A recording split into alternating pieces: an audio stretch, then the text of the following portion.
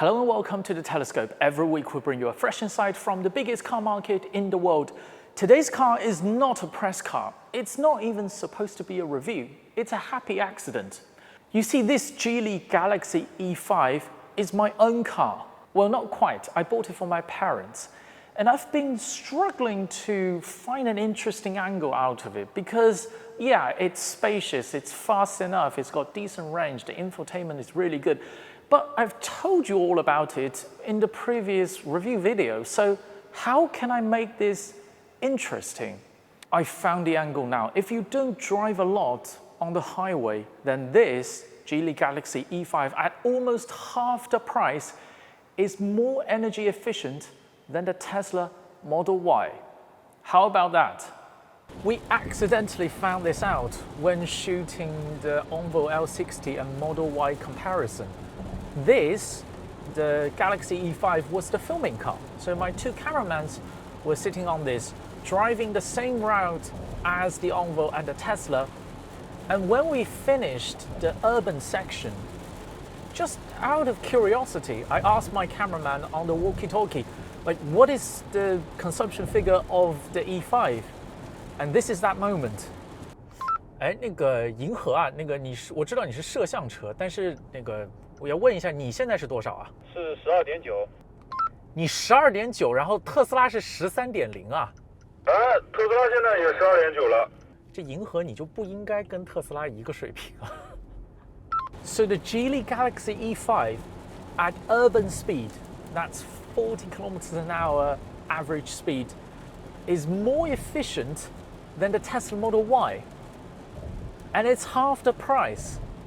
We carried on the high-speed section. There, the laws of physics returned. Okay, the Tesla has been averaging 14.4. It took 21 minutes, then traveling 37 kilometers. And the camera car, the Geely Galaxy E5? 15.8. Thank you. The Galaxy E5 is less efficient. Of course it's going to be less efficient than the Model Y because this is not a coupe SUV. It's a relatively upright, this is a lot taller than the Model Y. And on the highway, that just leaves a much bigger hole of air at high speed.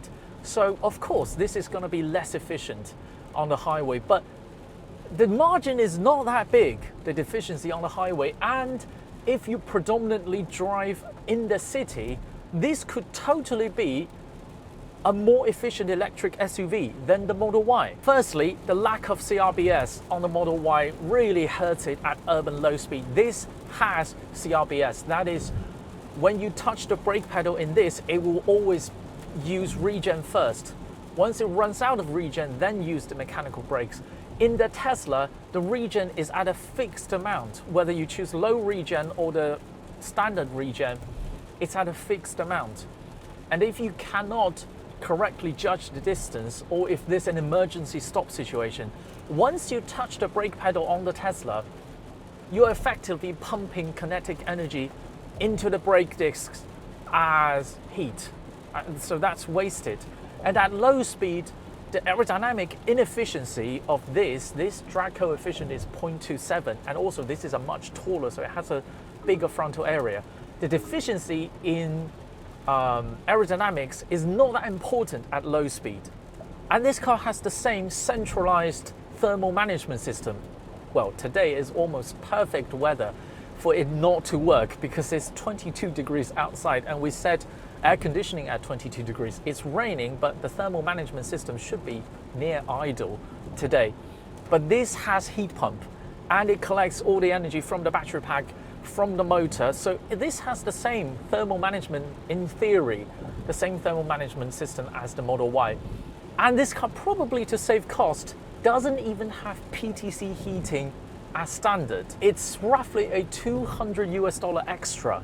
They say unless you live in the northern part of China where your winter could regularly dips below minus 25 degrees Celsius or lower, only in that condition that you need to spec the PTC heating. This car, because my parents only drives around Shanghai, which never gets that cold. Shanghai's winter is minus 4 degrees Celsius at worst for maybe 3 days a year.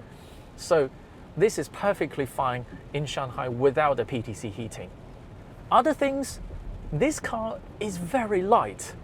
Even by Tesla standards, this car, because it's the top spec with the more sophisticated seats, is 1711 kilos. And the major selling spec of this car is roughly 1690 kilos.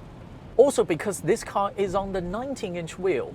Oh, I just realized this is on the bigger 19-inch wheel. The standard spec of this car, because I bought the top spec, if I fit the 18-inch wheel, this should have even lower energy consumption. So, wow, I only just realized that, yeah, because this is on 19-inch wheel and the more sophisticated seats, this is slightly heavier at 1711 kilos, but it's still much lighter than even the Model Y, and this car doesn't compromise on safety. This still is fully compliant with Euro NCAP safety standards. I've asked Geely, how did they do this? How did they get this car so light? And the answer is typically boring in engineering speak. It's a little bit here, a little bit there, but this car is very light for a full battery electric SUV. Another thing I especially appreciate on this rainy day is the fantastic rear visibility of this car. I mean, especially compared to the letterbox rear visibility of the Model Y, this, I would call it an IMAX rear visibility. It's so huge. You can tell by the length of the rear wiper. It gives you a fantastic rear vision on this dark, rainy day. And it's so rare to see nowadays. I know, of course, you pay for some of this efficiency at high speed, but on a rainy day like today, such good rear vision just adds to the overall confidence of driving. And on things you would normally expect cheap cars to cut corners, like the interior fit and finish, and especially the buttons, the feedback you get from pressing these buttons, these are not cheap cars buttons. They are all nicely dampened. Hear this. They are all very nicely dampened. And also listen to the sound this window opens. It's not a cheap car's window opening sound.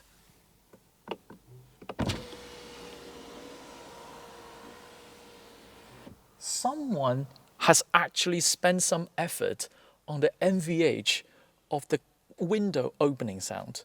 Does that mean this car is perfect? Of course not. My biggest complaint is this interior is asymmetrical. This central air conditioning outlet is biased towards the left, which means as the driver, my knee room is asymmetrical as well. You see, I have a lot of knee room here, but because of this air conditioning outlet biased towards the left, I have much less on the right knee, which means I cannot, if you're someone like me who wants to sit quite tight, close to the steering wheel, you cannot, because my right knee is going to be knocking against the air conditioning outlet. And I do think this car is too softly sprung. It rolls too much. My mom loves it, but there is a point where it's too soft.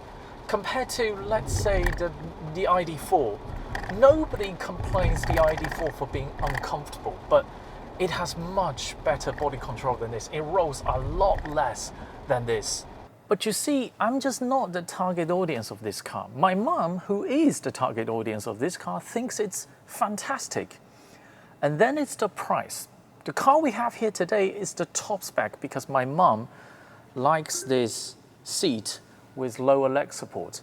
If you don't need this, then the major selling spec of this car costs 135,800 RMB. That's roughly 19,000 US dollars.